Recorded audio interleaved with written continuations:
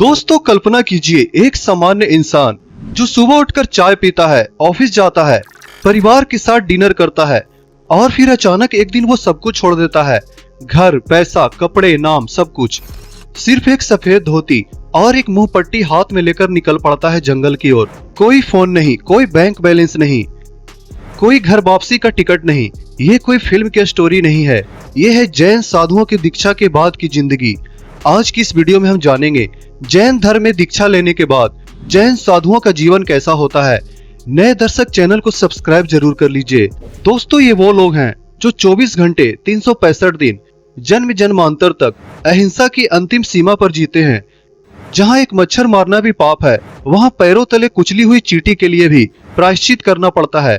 तो चलिए शुरू करते हैं इस अद्भुत यात्रा को। दीक्षा का वो पल कैसा होता है, आइए जानते हैं। आप वीडियो में देख सकते हैं एक युवक को दीक्षा लेते हुए। परिवार रो रहा है, गुरु आशीर्वाद दे रहे हैं, मैं इस शरीर का नहीं आत्मा का हूँ। और ये शब्द बोलते ही 25 साल का आनंद बन जाता है मुनि आनंद विजय जी। उनके सिर के बाल एक एक करके खींचे जाते हैं। दर्द हो रहा है लेकिन आंसू नहीं, क्योंकि अब वो वितरागी बन चुके हैं जहाँ दुख भी सुख है। क्या आपने कभी सोचा था ऐसा भी होता होगा? वो इंसान जो कल तक इंस्टाग्राम पर रील्स बनाता था, आज नग्न होकर दिगंबर परंपरा में सूरज की पहली किरण का स्वागत करता है। दोस्तों, अब नजर डालते हैं इनकी सुबह से जिंदगी कैसे शुरू होती है। सुबह 3:30 बजे प्रथम पहर जैन साधु की आंख खुलती है और पहला काम होता है समायिक, मतलब कि 48 मिनट की गहन ध्यान साधना। फिर प्रतिक्रमण, मतलब पिछले 24 घंटे में हुए सूक्ष्म हिंसा के पाप का प्रायश्चित। क्या पता रात में सोते हुए कोई कीड़ा दब गया हो। और फिर शुरू होता है गोचरी, यानी कि भीख मांगना। लेकिन ये भीख नहीं, आहार दान माना जाता है। साधु 8 घरों से थोड़ा थोड़ा भोजन लेते हैं, लेकिन इसमें भी एक नियम होता है। खाना गर्म होना चाहिए, उसमें कोई नमक या चीनी या फिर दही नहीं होना चाहिए। और हाँ, अगर खाना एक घर से ही पूरा मिल जाए तो फिर 8 घर जाना जरूरी नहीं होता, एक से ही वापस लौटना पड़ता है। दीक्षा जैन धर्म में महाव्रत की स्वीकृति होती है। यह वह क्षण होता है जब एक गृहस्थ व्यक्ति संपूर्ण संसार का त्याग करके सन्यासी बन जाता है। दीक्षा के समय 5 महाव्रतों की प्रतिज्ञा ली जाती है। नंबर 1 अहिंसा, किसी भी जीव को चोट न पहुंचाना, चाहे वह स्थूल हो या सूक्ष्म। नंबर 2 सत्य, झूठ न बोलना, सदा सत्य का पालन करना। नंबर 3 असत्य, मतलब कि चोरी न करना, बिना पूछे कुछ भी न लेना। नंबर 4 ब्रह्मचर्य, पूर्ण संयम, काम वासना का पूर्ण त्याग।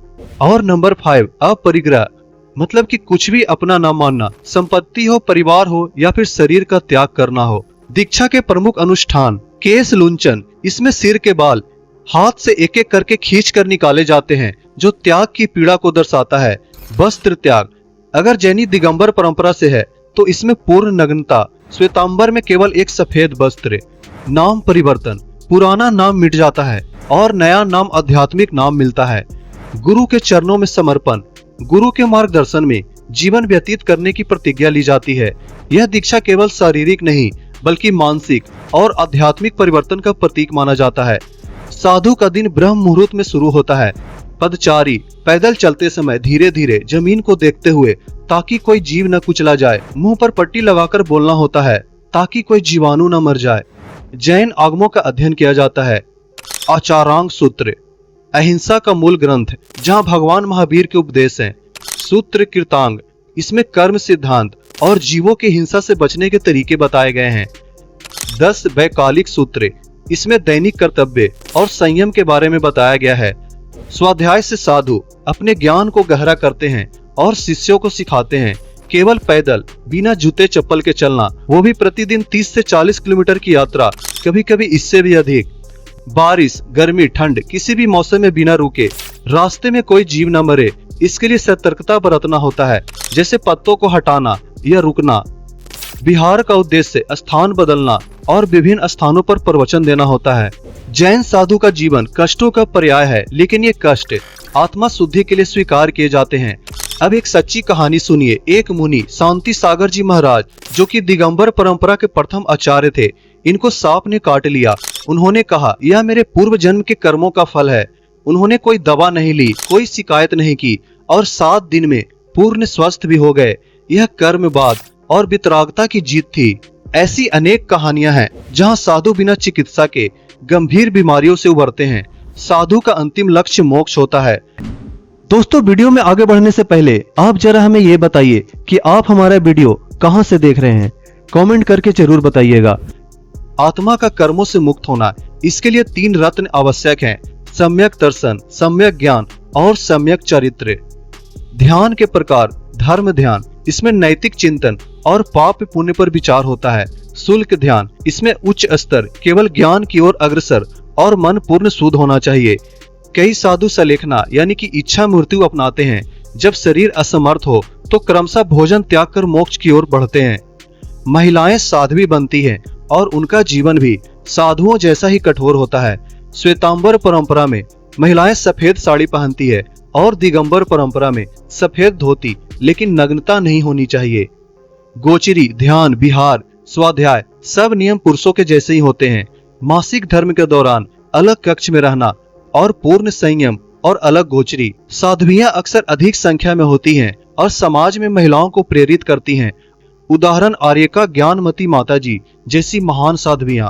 दोस्तों, ये वो महान आत्माएं हैं जो सुख के लिए नहीं मोक्ष के लिए जीते हैं। जहां हम एक मच्छर मारकर भी सो जाते हैं और वहां ये पैरों तले चींटी के लिए भी प्रायश्चित करते हैं। और फिर आते हैं 24वें तीर्थंकर और अंतिम तीर्थंकर भगवान महावीर स्वामी जी, जिन्हें जैन धर्म का पुनरुद्धारक माना जाता है। भगवान महावीर का जन्म 599 ईसा पूर्व वैशाली में हुआ, जो कि बिहार में पड़ता है। उनके पिता का नाम सिद्धार्थ लिच्छवी गणराज्य के राजा थे और माता त्रिशला थीं। बचपन से ही महावीर में त्याग की भावना थी और महज 30 वर्ष की आयु में उन्होंने गृह त्याग किया और 12 वर्ष की कठोर तपस्या के बाद उन्हें कैवल्य यानी कि ज्ञान की प्राप्ति हुई। ये घटना 557 ईसा पूर्व की है, जब वे महज 42 वर्ष के थे। भगवान महावीर जी ने 5 महाव्रतों की शिक्षा दी: अहिंसा, सत्य, असत्य, ब्रह्मचर्य और अपरिग्रह। उन्होंने कहा कि हर जीव में आत्मा निवास करती है, इसीलिए किसी को भी हानि नहीं पहुंचानी चाहिए। दोस्तों, अगर ये वीडियो आपको प्रेरित कर गई हो तो वीडियो को लाइक जरूर करें। अगर आप फर्स्ट टाइम चैनल पे विजिट कर रहे हैं तो हमारे चैनल को सब्सक्राइब जरूर करें और कमेंट बॉक्स में जय जिनेंद्र जरूर लिखें। और अगली वीडियो में जानेंगे जैन साधुओं के 108 तप और सलेखना की रहस्यमयी प्रक्रिया। तब तक के लिए अपना ध्यान रखें। धन्यवाद।